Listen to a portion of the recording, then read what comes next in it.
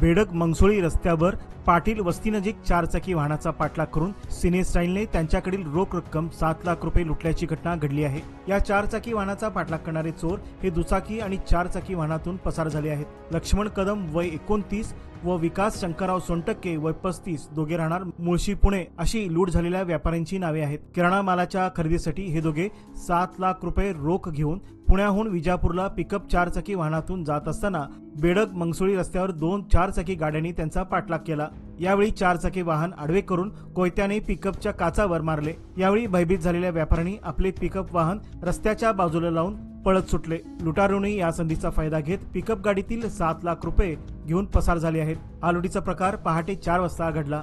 या घटनेची माहिती मिळताच ग्रामीण पोलीस ठाण्याचे पोलीस निरीक्षक अजित सिद्ध हे फौजफाट्यासह घटनास्थळी दाखल होऊन अधिक तपास मिरज ग्रामीण पोलीस करत आहेत।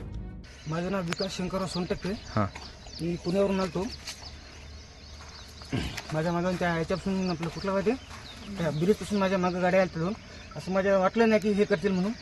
इथं आले परत गाडी लावली त्यांना आडवी डोलेवर गाडी लावली। मी त्यांना साईड उतरले, कोयता मारा सर 5-6 जण होते, त्यांच्या सगळ्या हातात कोयते होते मोठमोठ्या लितलाले।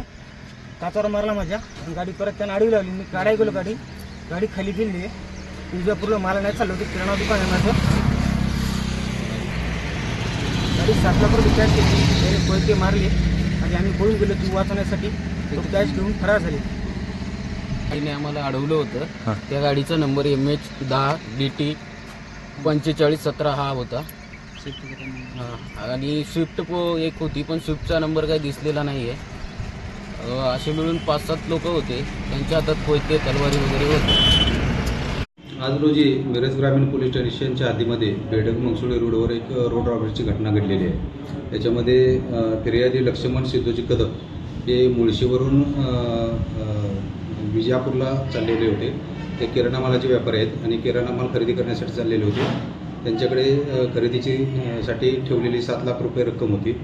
तर 2 गाड्यामध्ये आरोपी येऊन त्यांनी त्याची गाडी अडवून त्याच्यातून मग त्यांना कोयत्याचा धाक वगैरे दाखवून गाडीवर कोयत्याने वार देखील केलेले आहेत आणि त्या भीतीने ते पळून गेले। त्या दरम्यान ती गाडी ठेवलेली 7 लाखाची रक्कम ते घेऊन निघून गेलेले आहेत। अशा प्रकारे फिर्याद दाखल केलेले आहेत। तर या गुन्ह्याच्या तपासाच्या अनुषंगानं आपण तपास पथकं तयार केलेले आहेत।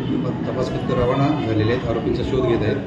या गुन्ह्याचा आता सध्या गुन्हा दाखल झालेला आहे आणि गुन्ह्याचा पुढील तपास आम्ही करीत आहोत।